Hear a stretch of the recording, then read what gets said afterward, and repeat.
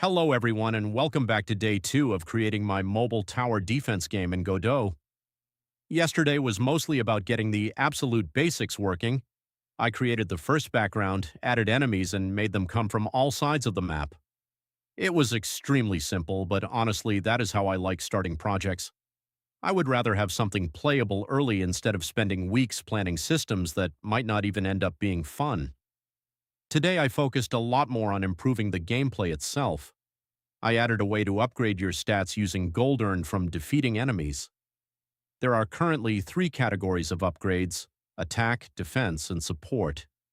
Each category only has 2 upgrades for now, as you can see, but do not worry, because in the near future I plan to expand the system a lot more. My goal is to eventually have at least 20 upgrades in each category. I also want players to be able to create completely different builds depending on their playstyle. For example, I plan to add elemental attacks like fire, ice, poison, lightning, and maybe even shadow damage later on. I think creating different combinations and strategies could make the gameplay much more interesting and replayable. Another thing I wanted to improve was the atmosphere of the game. Yesterday, everything looked very empty, so today I added more environmental details like small plants, grass, and trees, and it already looks much better now. It is still far from finished, but it definitely feels like real progress. I still want to keep the graphics simple, minimalistic, and elegant. I believe that adding too many effects or objects on the screen can actually hurt the experience because the player starts losing focus on the gameplay itself. My goal is to create something visually clean while still feeling satisfying and polished.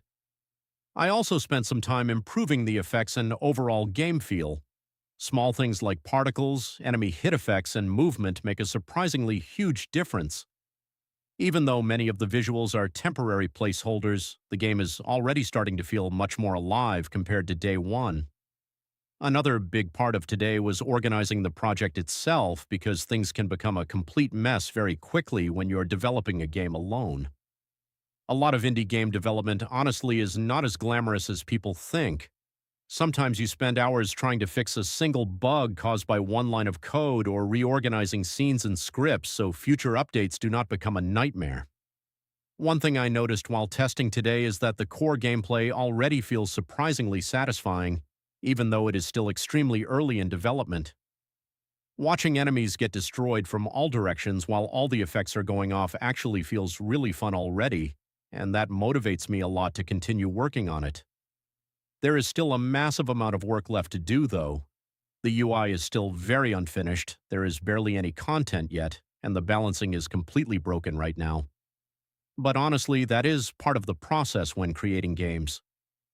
For day 3, I want to start adding more meaningful progression systems, improve the UI, and maybe create the first special tower with unique abilities.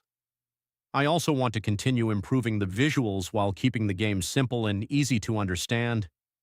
If you want to follow the development of this game from the very beginning, make sure to subscribe so you do not miss the next updates.